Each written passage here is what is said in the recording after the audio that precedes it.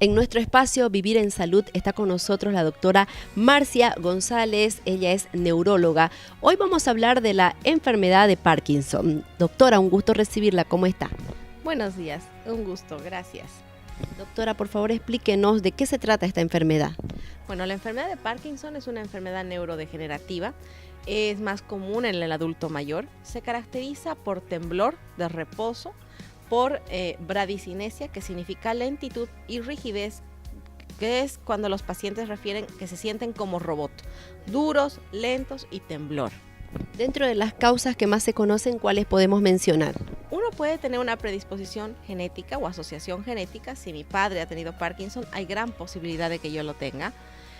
Hay causas, hay parkinsonismos que son genéticos, generalmente los parkinsonismos juveniles, y las ambientales o secundarias, como ser los pesticidas, como ser los traumatismos a repetición, y hay otro grupo que es el parkinsonismo, digamos, no es Parkinson como tal, que puede deberse a otras enfermedades que dan esta sintomatología. Dentro de los síntomas que presenta el paciente, ¿cuáles podemos mencionar?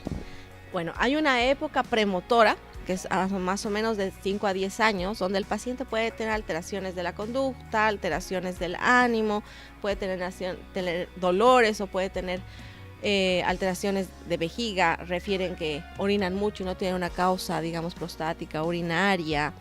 Y 10 años previo, ¿no? Previo, alteraciones del sueño, y posteriormente se presenta la fase motora, donde ellos tienen la lentitud, tienen el temblor, tienen la rigidez, y posteriormente presentan otro tipo de asociaciones o complicaciones, ya sea propia del Parkinson, por ejemplo, son los pacientes que se quedan pegados al piso y no pueden caminar, ¿ya?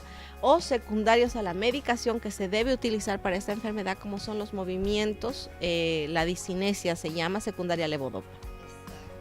¿Cómo se realiza el diagnóstico? El diagnóstico es clínico, ¿ya? Se realiza estudios de imagen, como son resonancia magnética, para descartar otro tipo de patologías que se puedan asociar al Parkinson o presentar parkinsonismo, pero es eminentemente clínico, ¿no? Dentro del tratamiento que se recomienda al paciente ya identificado una enfermedad de Parkinson, ¿cuál sería? El tratamiento es multidisciplinario en el paciente con Parkinson. Debe tener primero el diagnóstico neurológico, segundo el seguimiento por un médico clínico. La rehabilitación es muy importante, porque tengamos en cuenta que el Parkinson es una enfermedad, al ser neurodegenerativa, que no tiene cura.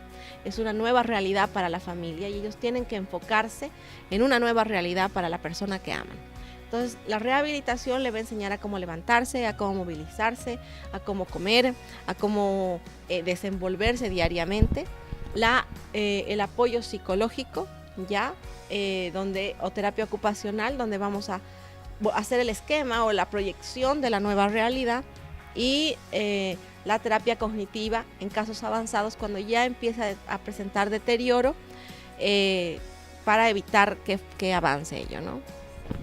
¿Lo invalida entonces al paciente? A la larga, sí, más si uno no tiene un diagnóstico temprano. Van perdiendo movilidad, pueden tener en el tiempo deterioro cognitivo y pueden llegar a la demencia. Si uno hace un diagnóstico temprano y se hace el manejo de forma adecuada, uno tiene mayor probabilidad de que la enfermedad vaya muy lento, tenga mejor calidad de vida y tenga menores complicaciones. Pero, doctora, va a ser un paciente que a la larga sí o sí va a necesitar de cuidados especiales. Probablemente sí, a la larga sí. En cuanto al alargar el tiempo es lo que nos diferencia de tener un diagnóstico temprano a no tener diagnóstico, ¿no? Cuando hacemos un diagnóstico temprano, oportuno, ¿qué posibilidades hay de que el paciente se pueda recuperar o por lo menos tener una mejor calidad de vida? Eminentemente el diagnóstico temprano otorga al paciente mayor movilidad, mayor desarrollo, mayor desenvolvimiento, evita complicaciones secundarias por ejemplo, a la postración. Entonces tiene mejor calidad de vida en todo punto de vista, ¿no? ¿La medicación va a ser permanente? La medicación es permanente y fluctuante.